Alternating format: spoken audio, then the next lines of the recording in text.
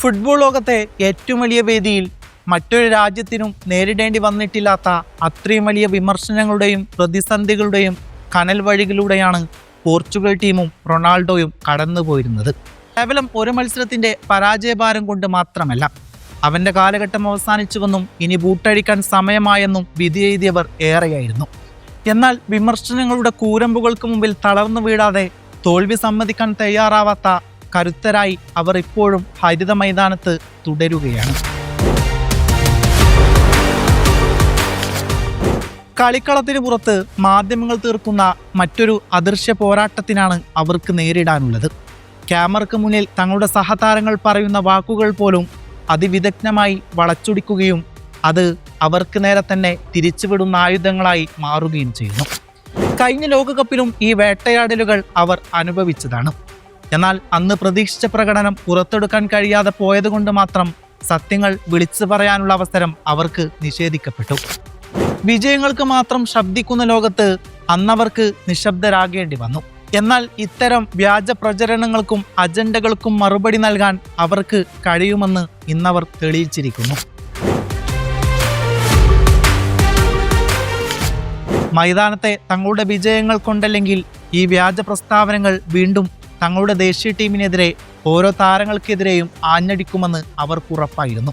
പരിശീലകനും കളിക്കാരും തമ്മിൽ പ്രശ്നങ്ങളാണെന്ന തരത്തിൽ അവർ ബോധപൂർവം മെനഞ്ഞെടുക്കുന്ന കഥകളും ആസൂത്രണങ്ങളും ടീമിന്റെ താളം തെറ്റിക്കാൻ ലക്ഷ്യമിട്ടിട്ടുള്ളതാണ്. അവിടെ വാക്കുകൾ കൊണ്ടല്ല, മറിച്ച് തങ്ങൾക്ക് കാലുകൾ കൊണ്ട് മറുപടി പറഞ്ഞേ മതിയാകും.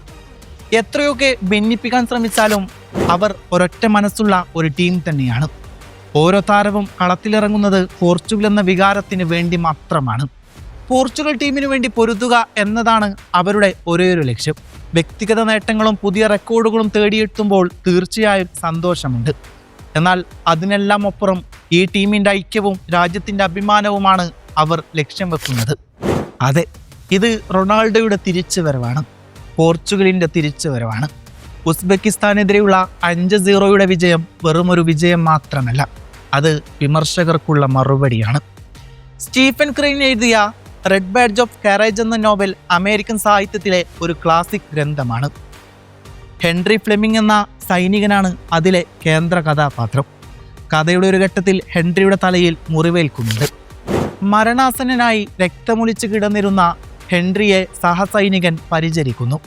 മുറിവിൽ തൂവാല കൊണ്ട് കെട്ടി ഹെൻറി വീണ്ടും യുദ്ധത്തിന് സജ്ജനാകുന്നു.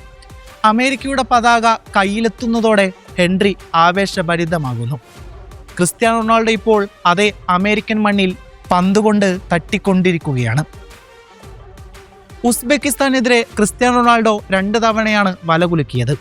മരണത്തിൽ നിന്നും തിരിച്ചു വന്ന ഹെൻറി ഫ്ലെമിങ്ങിനെ പോലെയാണ് ഇന്ന് ക്രിസ്ത്യാനോ. DR കോങ്കോക്കെതിരെ പോർച്ചുഗൽ സമനില വഴങ്ങിയപ്പോൾ ഏറ്റവും കൂടുതൽ വിമർശനങ്ങൾ കേട്ടത് ക്രിസ്ത്യാനോ റൊണാൾഡോ തന്നെയായിരുന്നു. ആ ഗെയിമിൽ അയാൾ ആകെ 29 തവണ മാത്രമാണ് ആ പന്ത് തൊട്ടത്. പായിച്ച 3 ഷോട്ടുകളും ഒരെണ്ണം പോലും ലക്ഷ്യത്തിൽ എത്തിയതുമില്ല. മത്സരശേഷം DR കോങ്കോ മിഡ്ഫീൽഡർ പരസ്യമായി പറഞ്ഞു, ക്രിസ്ത്യാനോക്ക് പ്രായമായി, അയാൾക്കിപ്പോൾ ആ പഴയ മികവൊന്നുമില്ല. തനിക്കെതിരെ ഉയർന്ന സകല പരിഹാസങ്ങളെയും അരിഞ്ഞുതള്ളാൻ ക്രിസ്ത്യാനോക്ക് 10 മിനിറ്റ് പോലും വേണ്ടി വന്നില്ലായിരുന്നു. ഉസ്ബെക്കിസ്ഥാനെതിരെ 6-ാം മിനിറ്റിൽ തന്നെ അയാൾ ആദ്യ ഗോൾ നേടി. ഒരു സമ്പൂർണ്ണ ടീംമാനായി ക്രിസ്ത്യാനോ നിറഞ്ഞു നിൽക്കുന്നു എന്നതായിരുന്നു ഈ മത്സരത്തിലെ പ്രധാന ശ്രദ്ധേയം. ന്യൂനോ മെൻഡസ് ഫ്രീ കിക്കിലൂടെ സ്വന്തമാക്കിയ ഗോൾ അതിന്റെ ഏറ്റവും വലിയ ഉദാഹരണമായിരുന്നു. ആ ഫ്രീ കിക്ക് ക്രിസ്ത്യാനോ എടുക്കുമെന്നായിരുന്നു സകലരും പ്രതീക്ഷിച്ചത്. ഉസ്ബെക്കിസ്ഥാൻ ഗോൾ കീപ്പർ ശ്രദ്ധിച്ചത് ക്രിസ്ത്യാനോയെ മാത്രമായിരുന്നു. കുതിരയുടെ കടിഞ്ഞാണിൻ ഘടിപ്പിച്ചിരിക്കുന്ന ബ്ലിങ്കറുകൾ കണ്ടിട്ടില്ലേ? ബ്ലിങ്കറുകൾ ധരിച്ച കുതിരകൾക്ക് വശങ്ങളിലെ കാഴ്ചകൾ കാണാനാകില്ല. അത്തരമൊരു ആഭരണം തൻ്റെ ശരീരഭാഷയിലൂടെ ഉസ്ബെക്കിസ്ഥാൻ ഗോളിയെ അറിയിക്കുകയാണ് ക്രിസ്ത്യാനോ ചെയ്തത്. മറുവശത്ത് കൂടി ന്യൂനോ മെൻഡസ് കടന്നു വന്നത് ആ പാവം ഗോൾ കീപ്പർ കണ്ടില്ലായിരുന്നു. ഉസ്ബെക്കിസ്ഥാൻ ഒരു ഗോൾ അടിച്ചിരുന്നു. പിന്നീട് അത് റഫറി നിഷേധിച്ചു. ആ തീരുമാനം പോർച്ചുഗലിന് അനുകൂലമാകുന്നതിനു വേണ്ടി റഫറിയോട് വാശിയോടെ സംസാരിക്കുന്ന റൊണാൾഡോയുടെ ചിത്രം മനസ്സിൽ നിന്ന് മായില്ല. മാഞ്ചസ്റ്റർ യുണൈറ്റഡിൽ ക്രിസ്ത്യാനോയുടെ സഹതാരമായിരുന്നു പോൾ സ്കോൾസ്. കഴിഞ്ഞ കളിയിൽ ക്രിസ്ത്യാനോ നിറം മങ്ങിയപ്പോൾ അയാൾ തുറന്നടിച്ചിരുന്നു. 41 വയസ്സുള്ള ഒരാൾക്ക് ഒരേയൊരു പൊസിഷൻ മാത്രമേ അർഹതയുള്ളൂ, അത് ഗോൾ കീപ്പറുടെ ആ സ്ഥാനമാണ്. ഇപ്പോൾ ക്രിസ്ത്യാനോ നിശബ്ദമായി പറയുകയാണ്, എനിക്ക് മുന്നിൽ നിന്നാണ് ശീലം, പട നയിക്കുന്നതാണ് എൻ്റെ പതിവ്, ഗോളടിക്കുന്നതാണ് എൻ്റെ വിനോദം, ഗോൾ കീപ്പറാവാൻ വേറെ ആളെ നോക്കിയാൽ മതി. ഇത് ക്രിസ്ത്യാനോയാണ്.